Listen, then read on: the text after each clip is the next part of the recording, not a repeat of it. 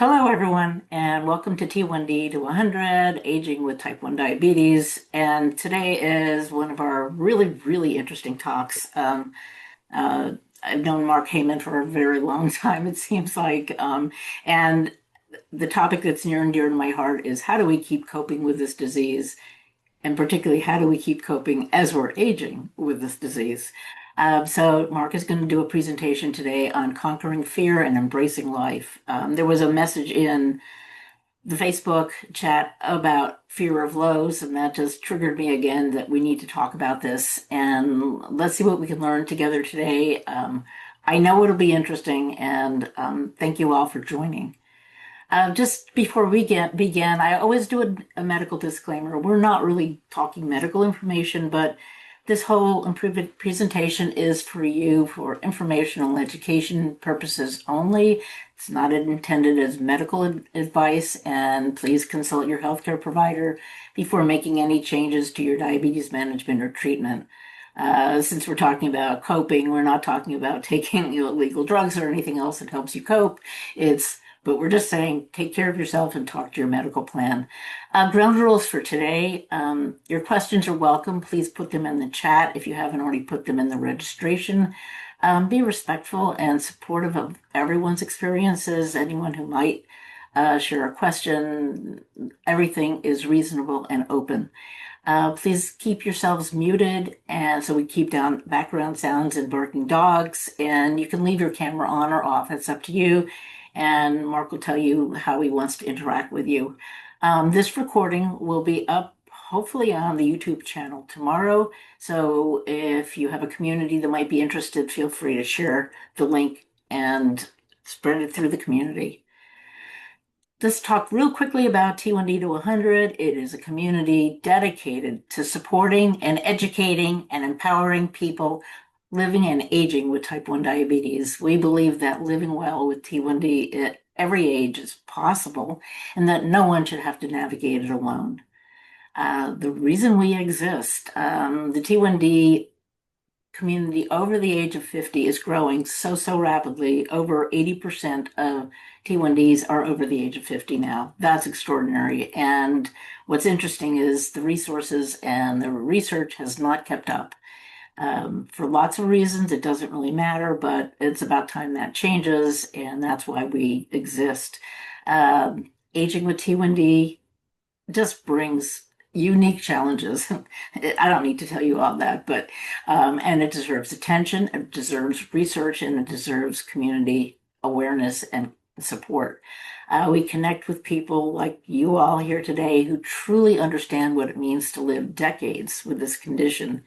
And hopefully we're bringing cutting-edge research and expert voices directly to our community. Now let's get to the main reason we're here. We're with Dr. Mark Haymen, PhD, diabetes educator, and a T1D known as the diabetes psychologist. I've known Mark for many years and lifetimes, it seems like, and I think you will learn a lot today. He'll be sharing some practical strategies to help you feel calmer around everyday decisions like bolusing, exercising, sleeping, using real skills for your nervous system. You ever notice that? Your nervous system gets really pulled around sometimes, paired with actionable plans that work with your technology and real life. Whether you run high just in case, or you stay glued to your CGM or avoid activities you love, this is going to be a good conversation for you.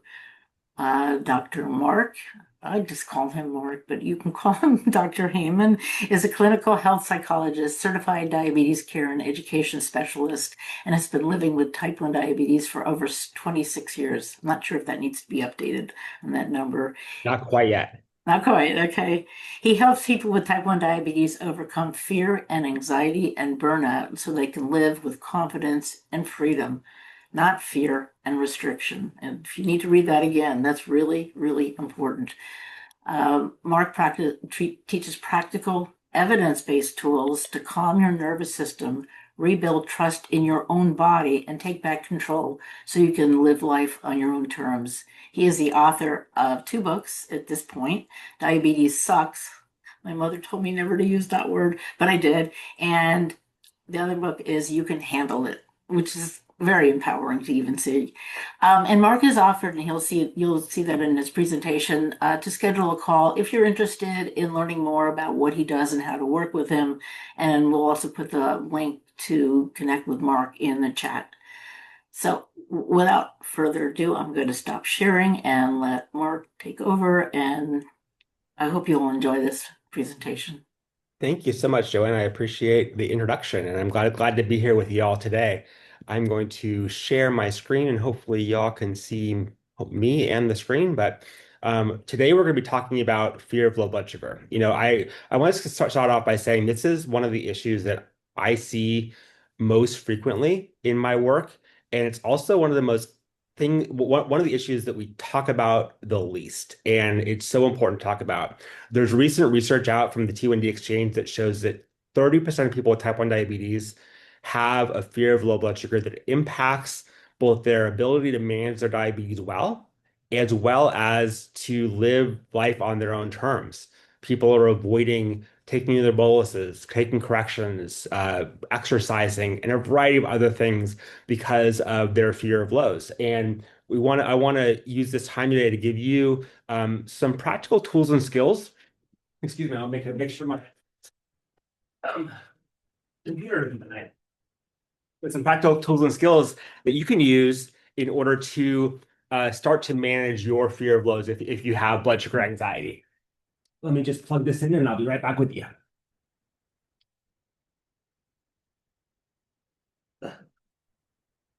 Oh, it's like the Murphy's Law.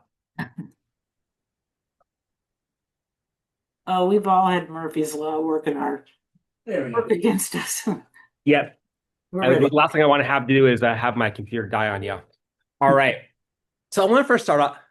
I want to start off by telling you guys about telling you a story, and this is a story of a person that's kind of a conglomerate of a bunch of different people.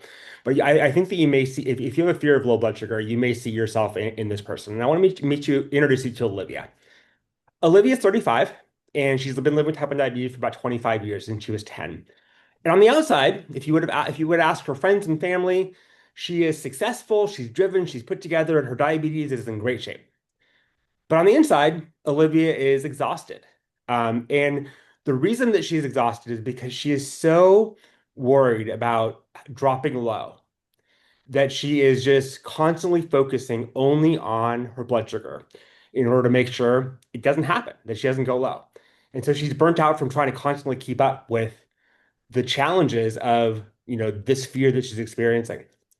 And she was doing everything that she could to figure out how to deal with this fear.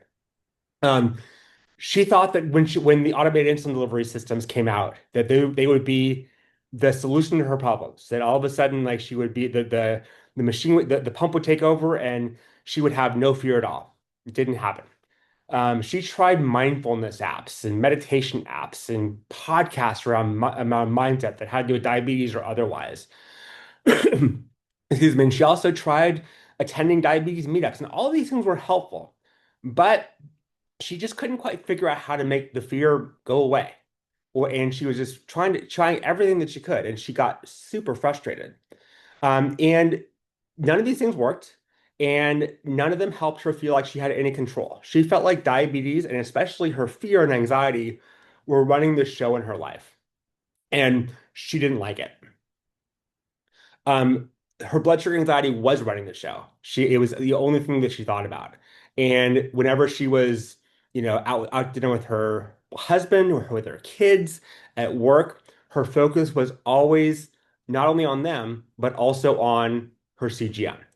And whenever her blood sugar had any kind of excursion, not low, but just any kind of a bump or a dip, she would be on guard and immediately treat that, even though it wasn't low. So what did she do?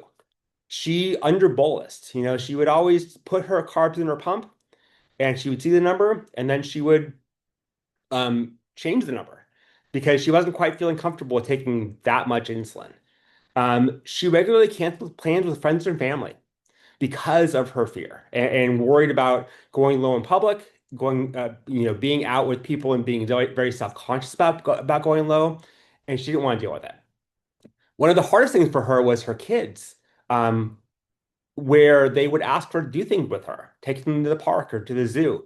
And she said no because she was so worried about going low that she didn't feel like she could actually focus on them and that she would put them in danger because she was potentially going to go low. And so she felt guilty and ashamed, and like she was failing through all this process. And what she realized, and what most people who have a fear of lows realize, is that her life was getting small. Now, she wasn't actually in jail or she wasn't in a cell like this, but that's what it felt like for her, that her life was getting smaller because of her fear. And the more she tried to deal with the fear, and the more she tried to avoid certain situations, the smaller it got. So, what did that look like for her? Well, she stopped going for walks with her husband, something they used to do together to connect with each other. She passed up a promotion at work because it involved travel, and she didn't want to have to deal with being alone in hotel rooms at night. She avoided going out to eat or exercising without planning every single detail, which was exhausting for her. Family vacations were a no-go, and she was always tired and always on edge and always feeling mentally distracted. And it wore on her. And here's the thing, is Olivia thought that her struggles were her own fault, that she was doing something wrong, and if she was only being a better person with diabetes, or if she knew more, then it would get better. And she felt really guilty for not knowing what to do and feeling like, she was somehow different. She believed that her diabetes, that somehow her fear and her diabetes was made her very unique and that no one else had this fear because she would be on Instagram or be, out at meetups and no one was talking about it. Um, she felt that other people with diabetes, or actually everybody else with diabetes, was handling it better than she was. And I think the worst part for her was she felt that she just wasn't trying hard enough, and that if she just tried harder to overcome this fear and to conquer the fear and to get rid of the fear, that somehow it would go away. Well, that didn't happen. But here's the thing that Olivia didn't know. She was missing something that I want to talk about, and I think that hopefully will resonate with you in thinking about how to deal with fear of lows and anxiety around blood sugars in general in a different way. And what she was missing was a framework. And Joanne had mentioned that I have another book coming out. So my first book is Diabetes, Sex, and You Can Handle It. And I have a new book coming out this summer called Live Free with 2ND. And the Live Free with 2ND talks about this framework.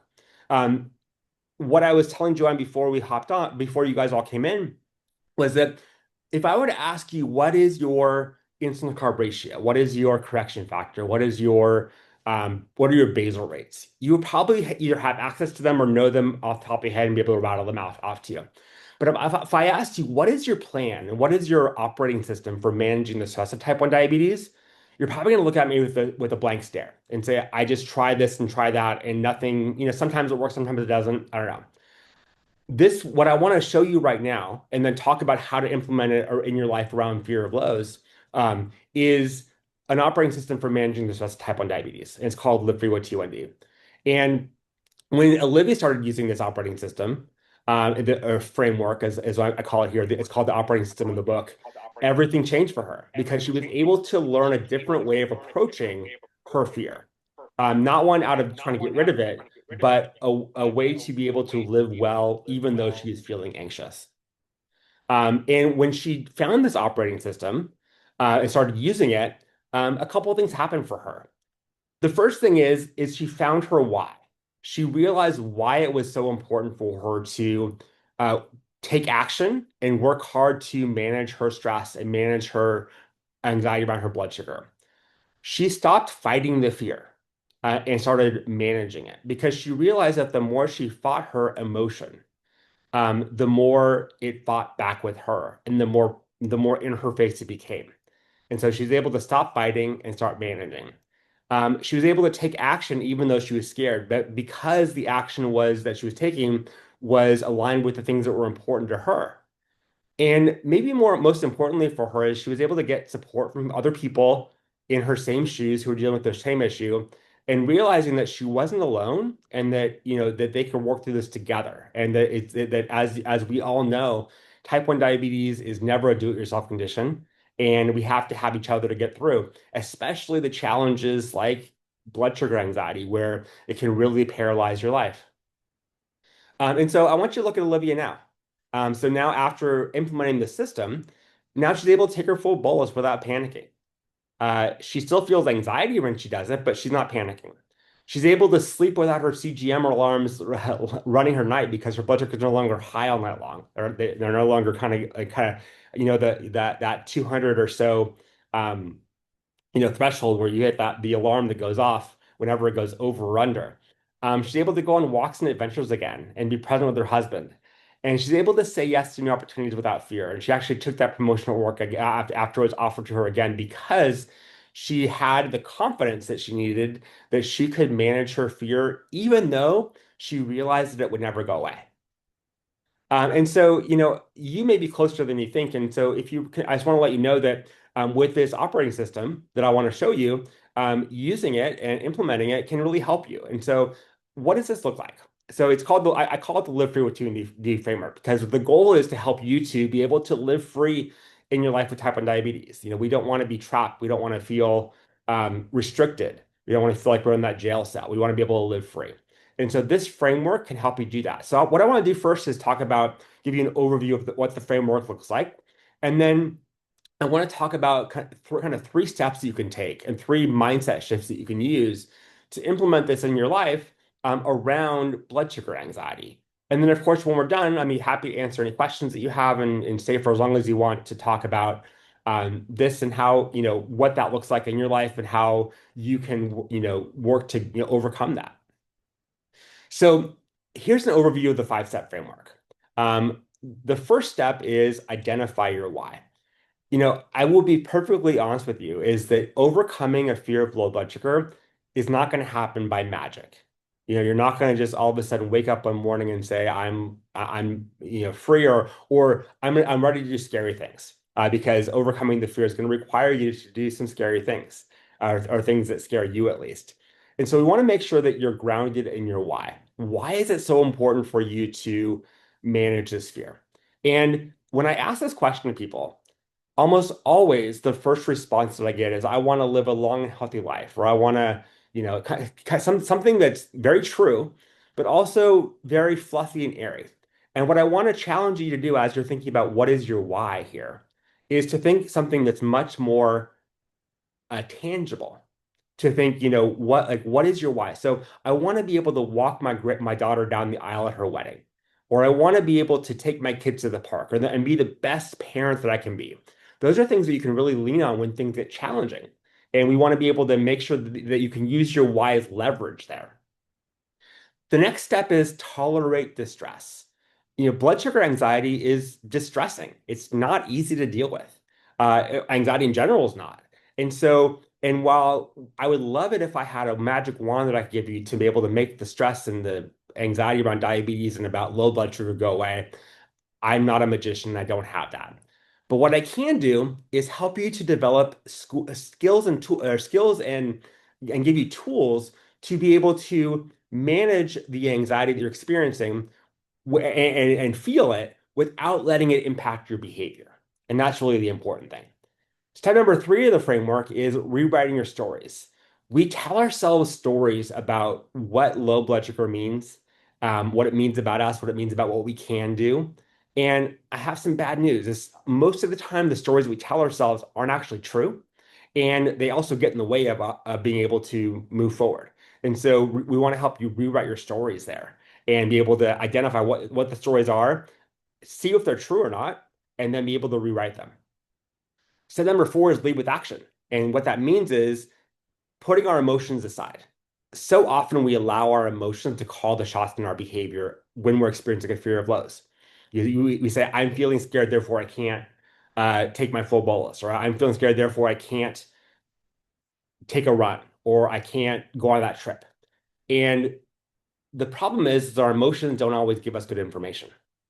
But if we allow it to drive the ship, we are taking the power away from ourselves. And so leading with action means recognizing that you can take action and do things, even if you're feeling scared.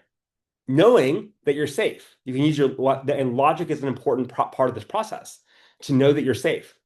And then step number five is leverage your community. Dealing with the fear of lows or burnout or anything that you're experiencing should never be done by yourself. And so we want to make sure that you have the ability to leverage your community, both your friends and family, the folks who are around you every single day, hopefully a supportive healthcare team, as well as people with type 1 diabetes who get it. And with that triad of community, you're going to be able to be accountable. You're going to be able to have the support, feel seen, feel understood, and it's going to make it so much easier for you to overcome that fear that you're experiencing. So, what I want to talk about now are, I call them three keys to break free from anxiety. And they can be certainly used for burnout as well, but we're focusing right now on anxiety with type 1 diabetes, and especially type 1, especially anxiety around blood sugar. So, what are those three keys? So, and I want to first of all say that when I talk about them, at first they may sound counterintuitive, because you're likely have been in a process of doing things in a different way. And my goal here is to show you that what feels intuitive as the way to deal with this stress is not always the best way. And actually, a lot of times, what feels intuitive can actually backfire on you. And so, key number one is one of those things is stop trying to control the stress of type 1 diabetes. Stop trying to control your anxiety. Key number two is separate your thoughts and your feelings from your behavior.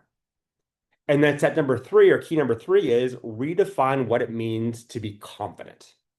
So let's talk about each one of these individually and really give you some step-by-step tools that you can use to start implementing this in your life. So the first is stop trying to control your fear. And so this goes back to step number two of the framework of tolerate distress. Because whenever a human being feels uncomfortable, feels especially physically or emotionally, our first reaction, our instinctual reaction, is to try to get rid of that feeling. We just don't want it to happen, and that's a normal, completely normal response. And so, if you have a fear of lows, you're probably trying to do that in a lot of different ways. One may be just kind of ignoring it, or telling yourself, don't want to feel this way. I don't want to feel this way anymore. Or maybe you're under bolusing. That's another way of avoiding trying to control your fear. You say, well, I don't want to feel this fear, so I'm going to not do it, or I'm not going to exercise, go on that trip, or whatever. You can look back at all the things Olivia was doing to try to control her fear. But you can see by trying to control her fear and your fear, what you're actually doing is you're focusing on it even more, and you're pushing it away, but it's impossible to make it go away. And so I feel I like to use the term, like I like to visualize a brick wall in front of you. And you tell yourself, my goal is to push this brick wall over. And so you start pushing and pushing and pushing. And what happens? Well, nothing. The brick wall doesn't move. And so you double down and you push and push, push even harder. And now all of a sudden, all of your energy and all of your time and all of your attention is focused on trying to get rid of something, to push this thing over that is impossible to move. So if that's the case, we need to take a different approach. And that's what we're talking about here. The more you try to control your blood sugar anxiety by pushing it away in whatever way you're doing it, the stronger it gets. And so the key is really to learning to respond skillfully without letting the fear run the show. And that means allowing the fear to be there, but not letting it impact your behavior. So how do you do this? Well, so first of all, I love this quote. Your courage is not the absence of fear, but it's the ability to move forward even though you're experiencing fear, even though it's there. We can't make the fear disappear. We can certainly do things to make it reduce over time, but in this moment, and in order to get to the place you want to go, we have to be able to do things even though you're feeling scared. I like to call it do it scared. So how do you do this? Well, step number one is set a clear intention. What is it that I want to be able to do? So, like, imagine that you didn't have any fear, or that you were setting a goal for yourself. I want to take my full bolus. I want to go on that trip next month with my family. I want to take my kids to the park or take my grandkids to the park. Set a very clear intention. Because without a clear intention, you're not actually going to make any progress because you don't actually know what you're aiming towards. Really, when we talk about fear of lows, like most of the time, our focus is on the emotion, but what we ignore is what the emotion is preventing us from doing. And so, what I want to encourage you to do right now is set a clear intention for what you want to be able to do, not worrying about the emotion right now. I want to be able to do this specific thing, whatever that is. Think about that in your head right now, what you'd like to be able to do. And then step number two is asking yourself a question based on what you want to be able to do. Why do I want to be able to do that? Why is that important to me? If my wife really wants to go on this trip for our anniversary, and I'm feeling really nervous about it, but my marriage is really important to me, and so I want to be able to do it for her. I'm very career minded and I really want to get that promotion at work, or I want to be able to travel to go to that conference. Those whys are things that are going to help you to pull you towards that intention that you set. I want to go to the conference because why is it you want to go to the conference? Not just because I want to go, but because it's going to help me to develop professionally in the way that I want to. And all of these are individual for you. You have to think about what is it you want to be able to do and why is that important. And no one can tell you that by yourself. But connecting to your deeper why is a great way to start to be able to let go of that need to control and allow yourself to feel the fear, knowing that you're able to keep yourself safe. So step number three is then release the need to control your stress. And this is really a mindset shift of in order to be able to do this thing, I have to be able to control it. To in order to be able to do this thing, I have to be able to I have to let go of that control. I like to think about, you can do this visually by taking your fists and put, tightening them and clenching them. And that's the need to control. And then just by letting go of that need and say, I can be safe, I can be okay, even though I'm feeling anxious. Because and remember, we're not saying this, I'm not asking you to do this blind. I'm saying, look at your blood sugar, look at your insulin on board, look at, make sure you have glucose with you, but also and those are good things to control, right? Knowing that information. But then release the need to control the stress because remember, trying to control the stress is actually what is causing the stress to become even more in your face. And then step number four is build confidence through small wins. So imagine that your intention that you set before is that you want to take your grandkids to the park and be able to play with them for an hour at the park. Well, maybe an hour is too much in the beginning, but maybe you can do it for 5 minutes, or maybe you can go with your husband or your wife, and go and have someone go with you, as a step there. But because what that does, it helps you build confidence because then you get evidence. So often our fear of lows is based on false evidence. We say, well, I can't do this because I'm too scared. But here's the irony of that statement. You say, I'm gonna back up here, and I'm gonna tell a story that has nothing to do with diabetes to illustrate this point. So I remember when I was in high school many years ago, I wanted to ask a girl to a dance. And so and I was terrified. And this is back in the day when we didn't have, I mean, I'm sure that most of you, if not all of you, remember the days with no cell phones, no caller ID, where you had to call someone's house and ask to speak with them. And so I remember sitting by my phone on a Friday night, dialing and then hanging up and dialing half the numbers, hanging up. And finally, I did it. I called and I asked her out, and I think she said yes. That's not really important whether she said yes or not. But the important thing is whether she said yes or not, yes or no. It helped me build confidence because it showed me, okay, yes, I can be scared, but I can also do the thing that I want to do even though I'm scared. And that evidence was powerful for me in my future, relationships, right? But without that win, even if the outcome would have been not what I wanted, it was so helpful because I was able to see, okay, I could handle this. I'm able to handle this. And then knowing and going into the next time, it really snowballed my progress. And I can tell you many, many stories about that, but we want to help you build confidence. Not necessarily because you're able to do the thing, that's always helpful, but we want to be able to see that you can handle the anxiety and see that nothing bad happened to you, both in terms of your blood sugars, but also because you can feel anxious and you can still take action. And that's a really important part of this process. I'm gonna tell a quick story about Tom. And if you read my new book, you'll see Tom. Actually, he's in both books. He's in Diabetes Sucks and You Can Handle It. He's also going to be in Live Free with T1D, under different names, but same guy. So Tom came to me this a while back, and he was terrified of low blood sugar, and he loved to surf. Surfing was his passion, and him and his friends were going to go out and they were going to go surfing in Indonesia. They had rented a boat and they were going to spend 10 days on the boat surfing off the boat. And he came to me, he's like, Doc, I can't go. I was like, okay, well, why not? He's like, because I'm so scared of going low while we're surfing. And I said, okay. So I worked with Tom for a couple of sessions, and he left. No, I didn't hear back from him. Like, and I just figured out he gave up. He didn't go.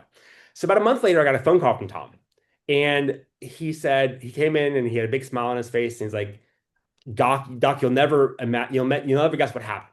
So I was like, what? He's like, well, I did it. I went surfing in Indonesia. And I was honestly a little bit shocked. Maybe I shouldn't have been, but I was. And I said, Tom, how did you do it? And he said something I'll never forget. So I did exactly what you said I should do. I walked on the plane with my surfboard under one arm and my anxiety under the other arm. And I carried them both with me. And that's exactly what this is about. So before he would try to control his anxiety by not going or by, maybe self-medicating or some other way. But here he didn't try to control anything. He realized he had a surfboard there, and he said, I'm going to carry my anxiety with me and not let it get in my way. And that's really what our goal here is to help you to do that and to tolerate those uncomfortable emotions, so that they don't get in your way, even if they're still there. So that's key number two, it should be. Sorry about that. A little typo. Is separate your thoughts and feelings from your actions. So often our thoughts and our emotions are calling the shots in our life. And that would be fine if they were actually giving us accurate information. The problem is we have all kinds of crazy thoughts all day long. We all do. This is not pointing anybody out or calling anybody out. This is the human experience. And if you allow your thoughts and also the emotions that you're experiencing in the moment to dictate how you behave and what you do, you're going to be stuck. You can't think your way out of the stress and anxiety of type 1 diabetes, especially around low blood sugar. But what you can do is you can learn to act in alignment with your goals, even when you're feeling stressed. And I'm going to give you a tool that you can use in order to separate your thoughts and your feelings from your actions. Because what happens is we get fused. What is a psychological term is fused. We get fused to our thoughts and feelings. And therefore they dictate what happens. There's no space between how we think and how we feel, or what we think and how we feel, and how we behave. And so you feel scared, and then you automatically behave in a certain way, and that's almost always avoidance, which is what keeps your world small. And so if you're able to separate your thoughts and feelings from your actions, you're able to then have the ability to make space, and then you have the ability to make the choice about how you behave, not your thoughts and your feelings. And so I want to talk about some steps that you can do to create that space. And so the first, and what we're talking about is something called diffusion. So diffusing from the thought and the feeling so that you're able to have that space. So if there's space, then a decision can be made. And the decision, again, I don't care what decision you make, but what I care about is that you're the one making the decision. And so the first step is recognizing the stress without reacting to it, recognizing that you're feeling anxious, but not doing anything with it, but just saying, right now I'm feeling this way, and also recognizing the impact that feeling is having on your ability to behave, on the ability to take your bolus or to go exercise or to eat the certain food or whatever it is. Just recognize this. And really just say, I'm feeling this, I'm feeling that. Just be able to name the feeling that you're experiencing. That is a way of separating the feeling from the behavior, or from your behavior, is just taking a moment and naming what you're experiencing. The second step is grounding yourself in the present moment. When we feel anxiety, what happens is we get in our heads, and our heads go to the future about what's happening, and our mind starts spinning. If you're able to ground yourself in the here and now, in the present moment, you're still going to feel anxious, but you're able to take action. The only place where you can actually do anything is in the present moment. When you get lost in your head with anxiety, Like you're lost in the future and you can't actually behave in the future. So by grounding yourself in the present moment, by using your body, feel your feet on the floor, use your eyes to see something on the wall. You smell a pretty flower, or an ugly flower for that matter. Whatever you need to do to keep yourself in the present moment, because so often we can't, it's hard to deal with things in the future because we're thinking about them, but in the present, they're much easier to deal with. And that's a great way to, again, separate your thoughts and your feelings from your emotions. And then step number three is focus on what you can control. I by no means want to send the message that we can't control anything. I like to think about, but the thing is we have to recognize what we can control. And that is our emotions in the moment. We can't snap our fingers and say, I want to feel happy. If I say, feel happy right now, you're going to probably slap me in the face, because we can't just change our emotions. But what we can do is we can change our behavior. You have the ability to control, you can't control your blood sugars. You can influence them, but you can't control them. But you can control what you do. So you can control how much insulin you take. You can control what you eat. You can control all kinds of things, even though they feel out of control. But focus on the things that you can control. And then finally, reinforce success with positive reframes. You're able to see, okay, this feels hard, but I can handle it. That's why I named my book that, because we want to be able to show you that just because something feels hard doesn't mean that you can't do it. But you're only going to be able to see that if you take action. Um, I want to give you one more skill that's not listed here. And if you have a pen and paper, please write this down. It's very, very, very, very simple. It's 5 words. It is, I'm having the thought that. I'm having the thought that. And here's how I want you to use that. So you tell we have all kinds of thoughts that go through our head. And if you talk about our thoughts about fear of lows, you're saying, I can't do this, or this is too scary, or it's too dangerous. I mean, you name the thought that's coming up for you around your fear. So when you say that, you're basically putting a stake in the ground and saying, this is what the reality of the world is. If you put those 5 words, I'm having the thought that, in front of that statement, any of the thoughts that you're having, what happens to it? You say, I'm too scared to take my full bolus. That's a stake in the ground. I'm having the thought that I'm too scared to take my full bolus. All of a sudden, you've given it some space. You've recognized it for what it is, which is a thought, as opposed to a truth. And that can really be a really good key to be able to have some space between what you're thinking, your thoughts, and your behavior. And so this is from another presentation, but I'll skip that question. But this key number 3 is redefining what it means to feel confident around the stress and anxiety about type 1 diabetes. Because my guess is that if you have a fear of lows, you've told yourself some story like, I will take my full bolus, or I'll correct my blood sugar, or I'll exercise more when I feel more confident. And here's the thing. Confidence is, I think, a misunderstood concept, because true confidence is not about not being anxious and feeling like you can do it all and it's never going to be a problem. True confidence is actually about recognizing that if something goes wrong, or if you have an emotion that you don't like, that you can actually handle it. And so your confidence should never be related to what your blood sugars are. It should be in your ability to handle it when your blood sugars are wacky, especially on the low side. Because if you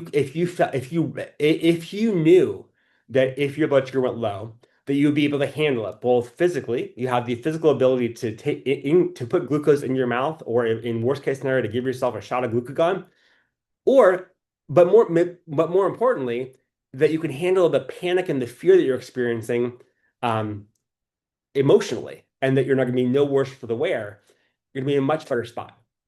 Another quick story, that, again, nothing to do with diabetes, but I think that illustrates this point. When I was training many, many years ago at the VA hospital in San Diego, I had a patient, and he came to me because he was terrified of driving over bridges. And so I live in San Diego, and there are lots of bridges in San Diego. So to not be able to drive over a bridge is a really challenging thing.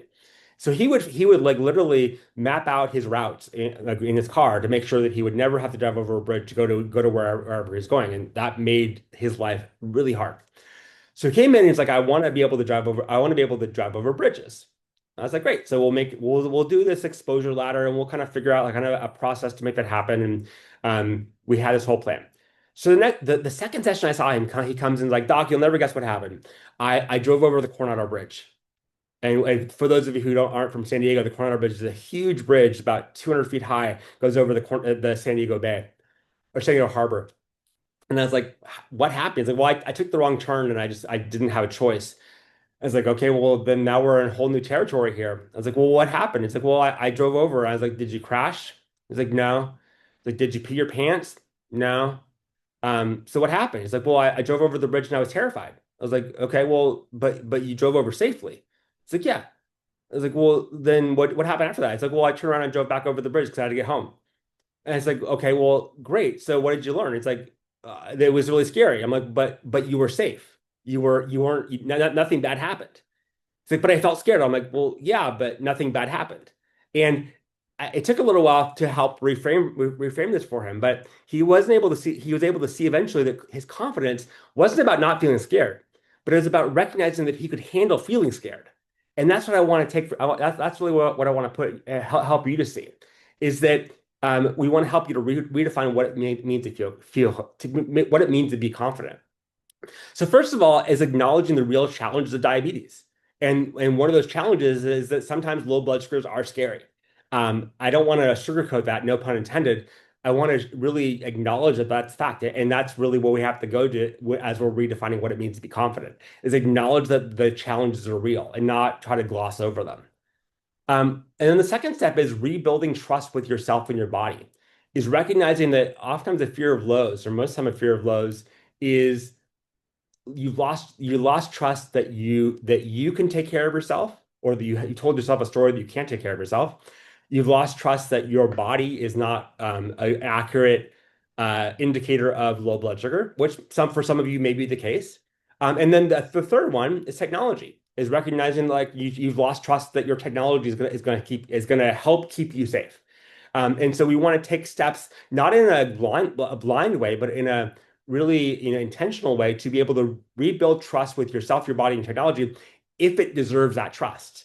And most of the time, maybe not all three of those things deserve your trust because of a variety of reasons, but certainly with yourself and either with your technology or your body, one of those things can really be helpful. So we want to help you to regain that trust, but in a realistic way, not in a way of, oh yeah, you should just trust it. Like our doctors tell us, we trust our CGMs. It has to earn your trust, but we want to have good evidence that it is the case if it is trustworthy. The step number three is I want you to have a plan. No, we're not. I want you, if you go low, what happens? What do you do? How do you deal with it? Because the last thing I want you doing is trying to figure this out on the fly.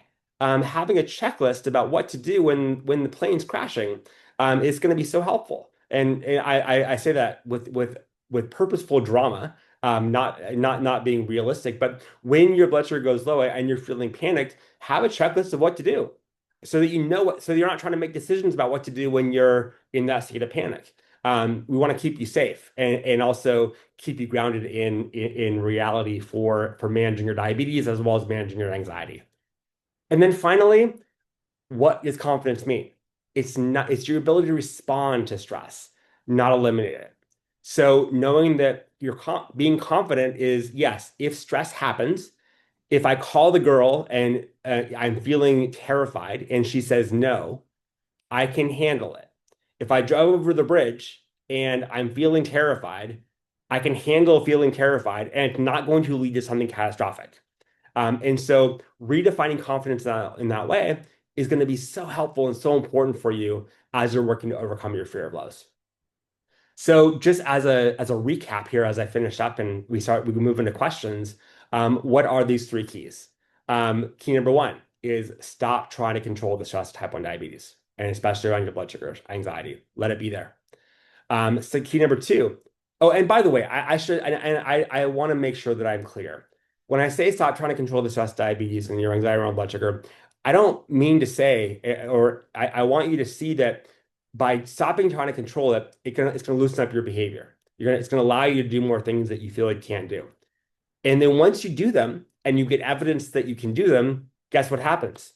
Your anxiety almost always goes down. So it's a happy side effect, but it's not that's not the end goal. The end goal is to be able to not control and therefore not allow your stress to call the shots. So your anxiety call the shots. Separate your thoughts and feelings from your actions. Have that diffusion, and then finally redefine what it means to feel confident. So on that note, I am going to stop sharing my screen and be able to answer the questions and have a discussion with y'all about what we just talked about, and happy to support you in whatever way that I can this afternoon.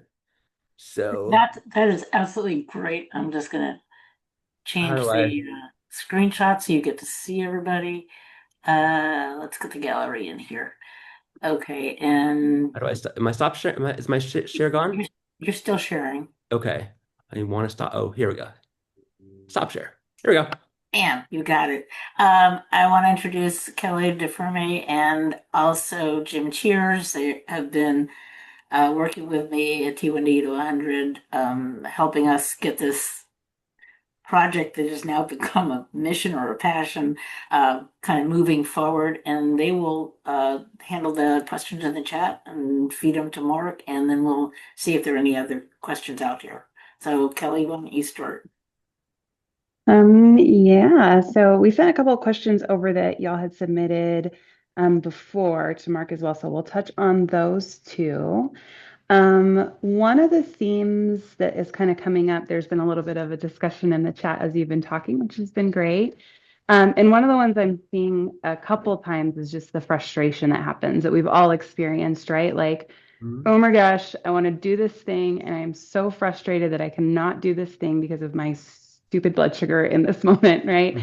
And so there's been a lot of conversations about that, like, oh, I get so frustrated, or I get so mad about it, oh, I want to complain, oh, and so how would you suggest handling those moments where we can feel our emotions sort of bubbling up in response to blood sugar? Yeah. How do you handle that in the moment? That's a great question. And so I think that the important thing here is to see the difference between fear and frustration. And frustration is a normal response. And so you're going to feel frustrated, especially when your blood sugar is getting in the way of you doing something. That's not your fear, but just like you want to work out and your blood sugar goes low, or you're high and you want to spend time with your spouse, but like you feel awful and you need to lay down. And recognize that those are normal responses, and you have to take care of yourself. Um, but I think it's important to recognize that those times, hopefully, are not as frequent as you think that they are. And even if it's once a day.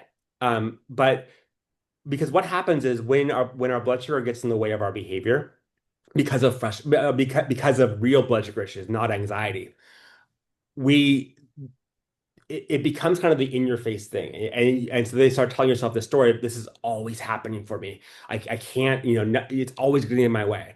And whenever we hear those words, always or never, those are those are the stories we tell ourselves that where things it gets really dangerous. So we have to recognize that yes, there are times when our blood sugar does get in the way of our activity. And if that's the case, like give yourself some grace. And hopefully, and if you need to make modifications to your diabetes management routine to make those things make those happen less frequently, then by all means do it. But also monitor how frequently it does happen. And because that can help you to reframe the story you're telling yourself is that this is always happening to me. Because I can almost guarantee it's not always happening. And if it is always happening, you have a diabetes management issue and probably a basal rate issue, as opposed to a mental health issue. And so we want to have you work with a diabetes educator to help you to be able to make those happen less frequently. And then when they do happen, recognize, okay, yes, it happened on Tuesday, but Monday, Wednesday, Thursday, Friday, Saturday, Sunday, I was good. And see that it's probably happening less frequently than you're telling yourself that it is. Great, that's a good answer. Thank you. Another one that came up in the questions kind of ahead of the call and then behind me, and then again in the chat, something that we're going to be hosting more talks on and and talk about is mental health, right? There is, um, whether it's diagnosed depression or just that heavy feeling that we get sometimes Mhm. with diabetes, sometimes that heaviness can carry into, like, it can just feel like it adds weight to that feeling of being afraid of lows or doing something to conquer the fear of lows. And so can you offer any tips for people who might be struggling with other, um, maybe it's depression, maybe it's just that feeling, like seasonal depression, whatever it might be, and how you might address like your baby steps into some of these protocols that you were suggesting on the call today? Yeah, so I think that it's important to recognize that, oftentimes fear of lows never doesn't live in it. It never doesn't live on its own. It can impact, it can be impacted and can impact um, other mental health challenges, whether they're diabetes related, related to diabetes stress, or whether they're happening for you external to diabetes. And so I think the first thing is if you're experiencing symptoms of depression or anxiety that's not low specific, I always recommend, talking to your doctor about that, because, I know that many people are very hesitant to talk about and take SSRIs, but what we find is that when diabetes gets so heavy and the anxiety is around diabetes is so heavy, the SSRIs can be a really effective way of managing that. And the way I like to think about this is, first of all, no one here, I hope, would ever say I'm not taking my insulin because I don't need it. We all know, we've all recognized that we need insulin, and not that it's on the same level, but if you're experiencing depression, whether it's because of an external stressor around diabetes or whether it's because you have a genetic predisposition to it and you're happening, it changes your brain chemistry. And so using a medication that can actually help to re-energize that brain chemistry, I'm not being very scientific there, but it can be a really helpful tool. And you can keep pushing through without it, but it may not be successful. So I like to think about it like, it's not going to solve your problem. It's not going to make your stress go away, especially the stress that's external from diabetes. But if you're in a big a field of grass, and the grass is going over your head, and you're trying to walk through it, not knowing where you're going, these medications can be helpful in giving you a stepping stool to be able to see a little bit over the grass. So you can have a direction to be able to go. And so I always encourage people. It's always your choice, but to be able to think about, is this something that we can that it can be helpful for me as another tool in my toolbox. The other thing that we see a lot that I want to mention is that oftentimes fear of lows becomes a lightning rod for anxiety in general. It's like, well, I feel anxious about the world, whatever's going on in the world or whatever's going on in my life. And so, but fear of lows is like a safe thing to focus on. Because the other stuff is a lot more vulnerable, or it feels a lot more vulnerable. And so ask yourself the question, like, is it possible for um, is it possible that my fear of lows is being directed towards this, trying to explain my anxiety for other things in the world, and the fear of lows is just a lightning rod for that. It's a safe place to kind of land that anxiety. So there's some questions you can ask yourself. Okay, that I, is awesome. I'm going to jump in on that. What I deal with, and a lot of people don't talk about, are the complications of diabetes Yeah. that I think get caught up in fears of lows or fears of frustration or anxiety. Does reframing work for all of those things? Like, I can't take the walk today because my neuropathy is talking, um, and then get very frustrated. Yeah. Yeah, so I mean, we have to be realistic about, like, what's going on, and we're not trying to So when we reframe stories and reframe thoughts, we're not the goal is by no means to pull wool over your eyes and to make you to pretend like what you're experiencing isn't there, like that your neuropathy is in your head, or that your retina the fact that you have to go get shots for retinopathy is not true. It's recognizing that it's very rarely all or nothing. Meaning, you say, okay, you have neuropathy, for example, um, and that means I can't take a walk. But does that mean my life is over, or does that mean that that I can't do anything? Well, you have some real limitations, yes. But let's balance that with what you actually can do, as opposed to just throwing the baby out with the bathwater and saying, I can't take a walk, therefore I can't do anything. And that's a very simple example of it, but that's what happens. That's what we do because it makes it not on purpose, but because it makes things simple in our minds. And when we try to make sense of these things, we want simplicity. And oftentimes the simple answer is the dramatic one, which actually doesn't help us much at all. It actually keeps us stuck. So if we say it's always, and when the minute you hear always, that means it's not always.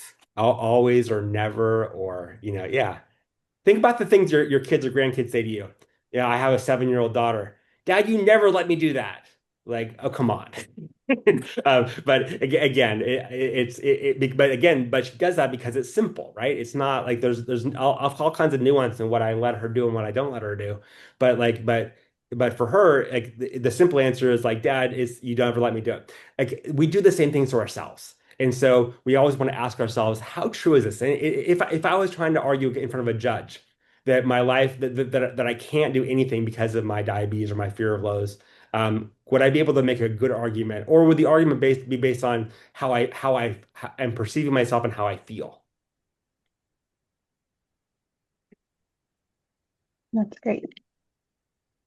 Um, I had a doctor once tell me that every diabetic in the waiting room thinks that they're the worst diabetic in the waiting room.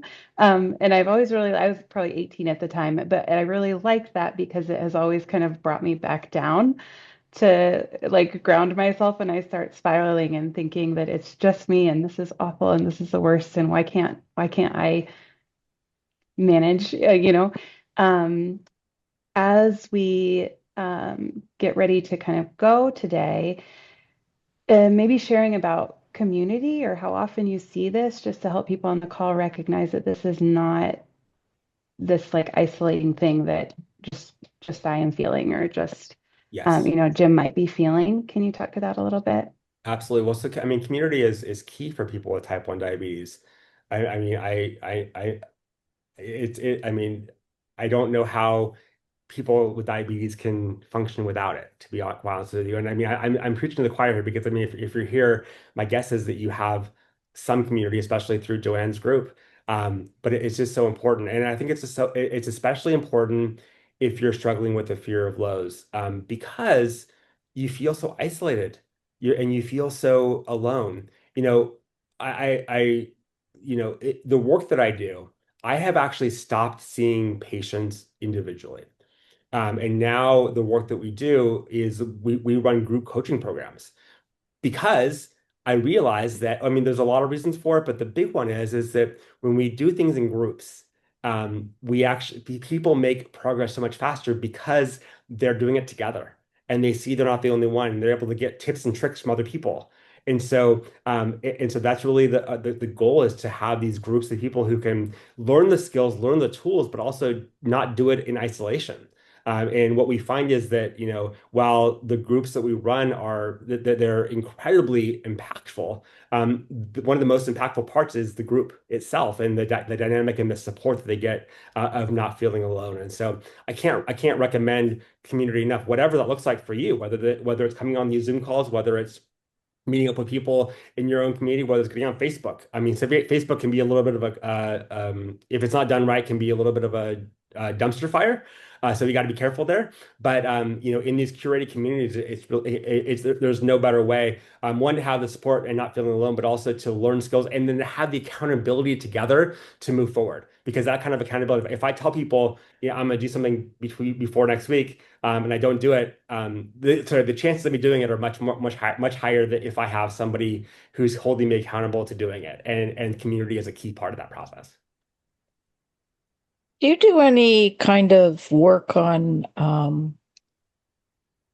how overwhelming all of the data is now? I don't know if it's many of us who've had it before, well, during urine tests when we basically knew nothing Mhm. versus all of the data that we have now that quite frankly is a bit of a stressor at Yeah. times when my good old 780 is giving me 100% time in range. It's like, wow, great. But when it's going crazy, I freak out. I just freak out. I know better because I know that I'm still here. Shouldn't be, but I'm still here somehow. But the just the data is a bit scary. Like, and Google Doctor is just like doesn't help, frankly. Right. Yeah, and I think that one of the things that we need to talk about with, especially around fear of lows, is the data and actually how we need to set boundaries with our technology, especially with our CGM. And you know, I will say something pretty controversial here is I think that we all use CGM in the absolute wrong way.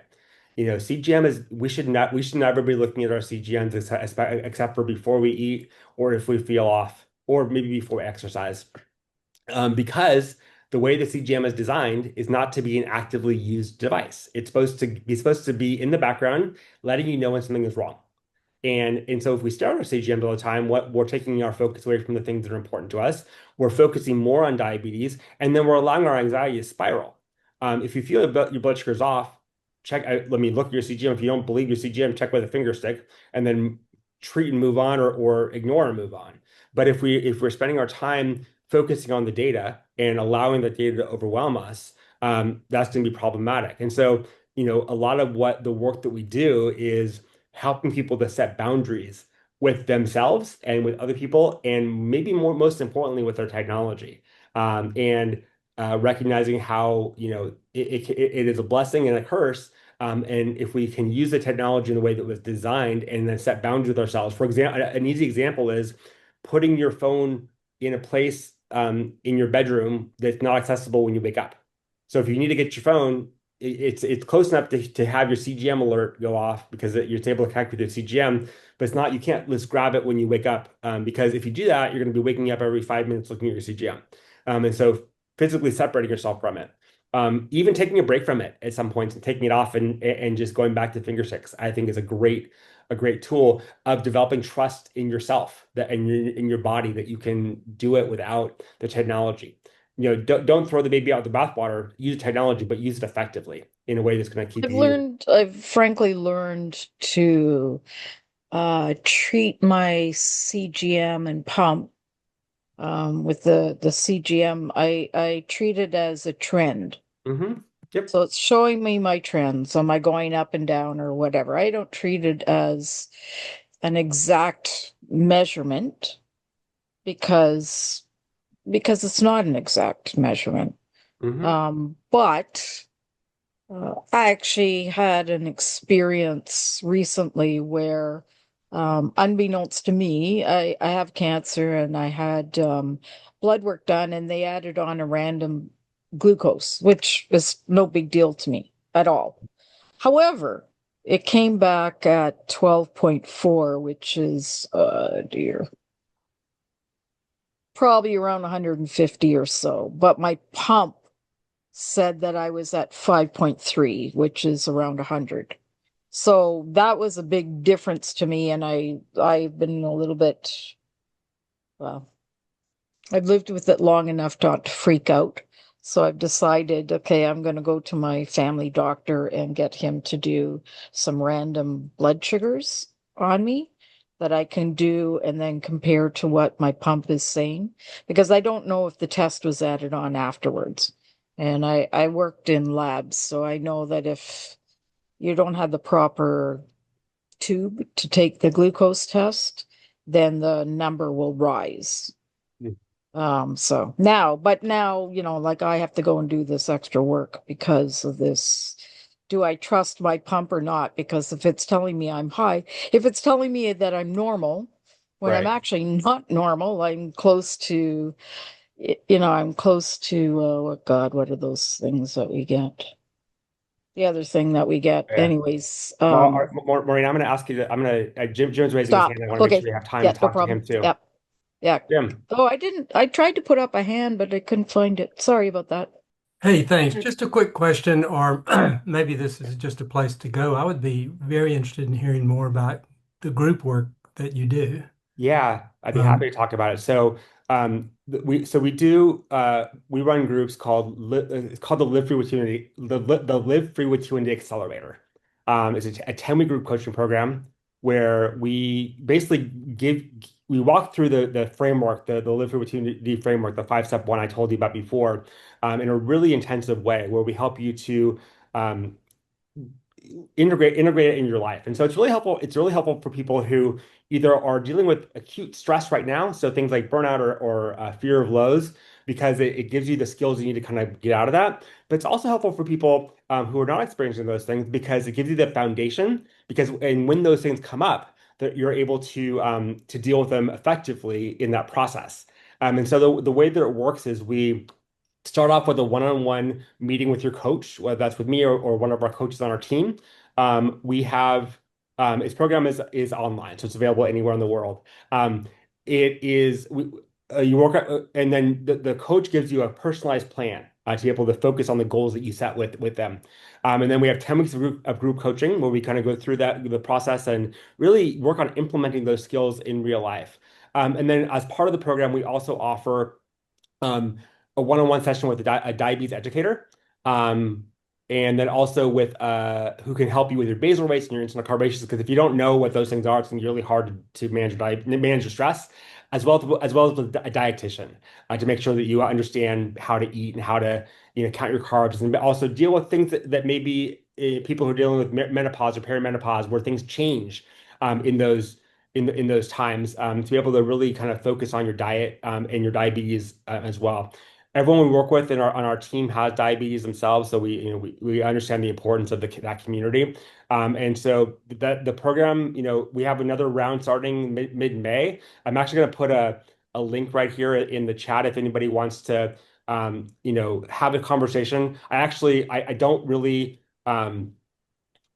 I don't usually do these calls myself. I have someone on my team doing them, but because it's with T1D for 100 or T1D to 100, the link to have a conversation with me is in the chat. Unfortunately, it's not covered by insurance, so we're not doing psychotherapy.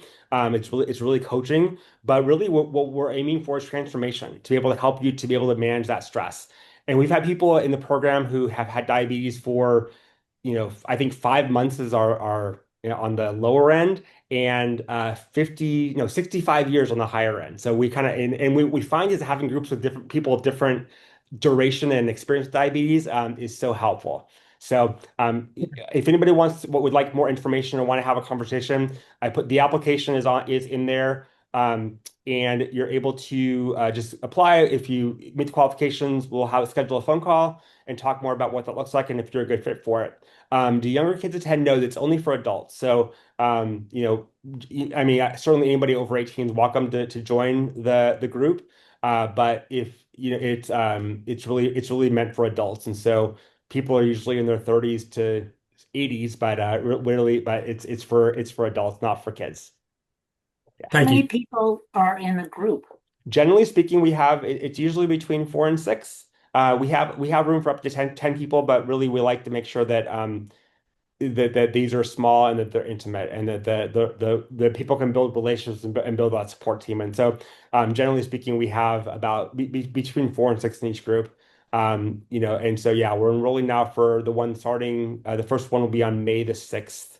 Meets on Wednesday. This one's going to meet on Wednesday afternoon or evening, depending on where you are in the world. But for most people, it's in the evening, 4 p.m. Pacific, 7 p.m. Eastern, and it's 10 weeks starting 10 weeks 10 Wednesdays starting on May 6th. So I'd love to talk to anybody about that more. If you want to, again, no pressure on the call, but just a way to learn more and to be part of it. And just as a little note that if anybody does actually end up enrolling from this group, we will make a donation to Joanne and her group as a thank you. So now that she has a nonprofit, can take the money.